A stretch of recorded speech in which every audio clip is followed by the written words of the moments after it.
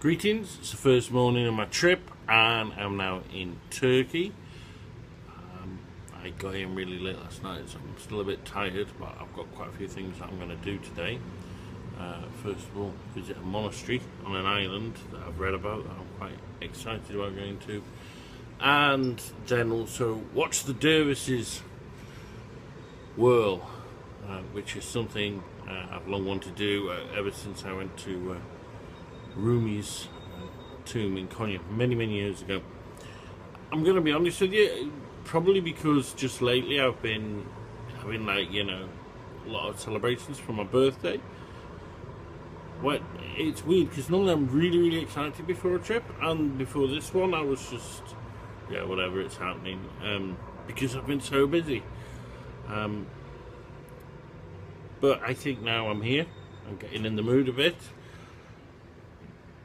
A lot of people before I went were worried for my safety because there's a lot of stuff in the news about North Korea.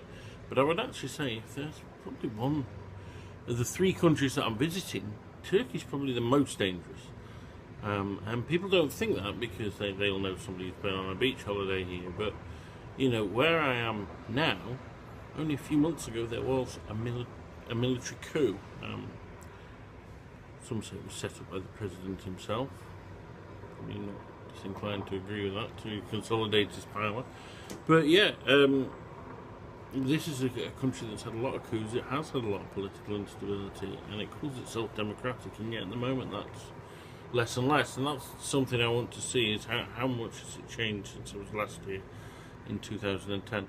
But in the meantime, I'm here in my hotel. I actually booked it through Airbnb, but unlike what an Airbnb property should be, it's not someone's house at all. It's a hotel, and they're using Airbnb as a platform. But I don't mind because it's got this amazing view from the window of the Bosphorus, and the railway line just in front of me.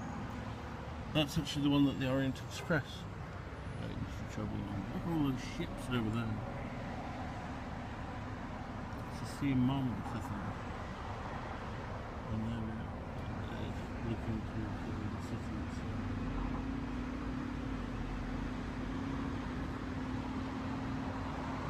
And with a view like that, you can complain. Keep travelling. So I'm on my way out now to the island. I'm going to get off at Adala, which is the last stop. And the reason I'm going here, there's a monastery on there dedicated to St. George, and it's interesting because it's one of the few parts of Byzantine culture, Byzantine Christianity, that's survived intact in modern day Turkey. And one of the reasons why that is because it receives a lot of devotees who aren't Christian. St. George is often identified with the green saint, the green prophet, in the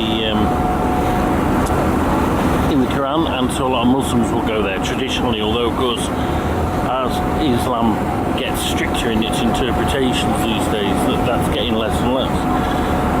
I also did it because it's a chance to get out on the boat, and I love boats. I just love taking journeys when I see it. I think it's so civilized.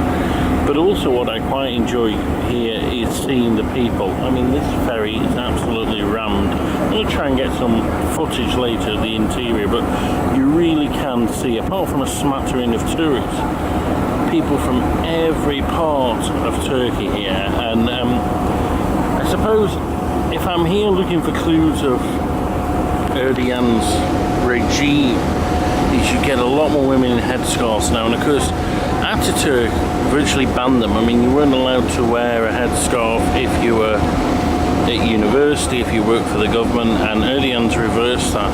And you really see quite a few people wearing them these days.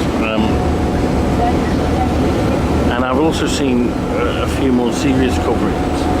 But that's the only signs I've seen so far. So the other one is that when I first came to Turkey in 2003, I was very surprised by the huge amount of stuff celebrating Ataturk. There was loads, but now that cult of personality seems to have dropped down quite a few notches, which makes sense since Ataturk is the exact opposite of what Erdogan stands for. Anyway, let's see what else we have.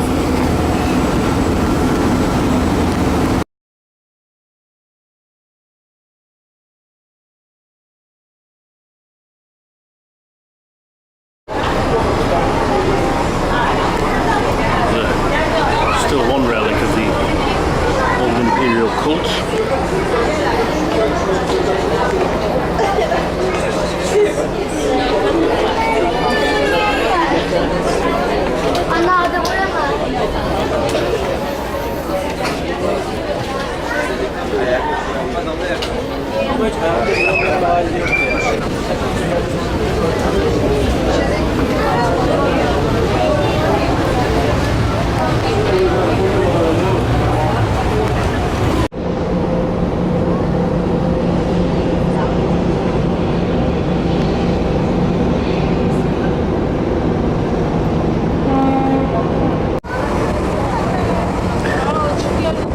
Over there is Haida Pasha railway station, which is the Asian end of the Orient Express, and I take trains in and out of there in the past. And I remember one time back in 2003 I was in the buffet there, and I met a girl called Elif, who was a Turkish Armenian. We had a fascinating conversation. It was really, really interesting. She didn't even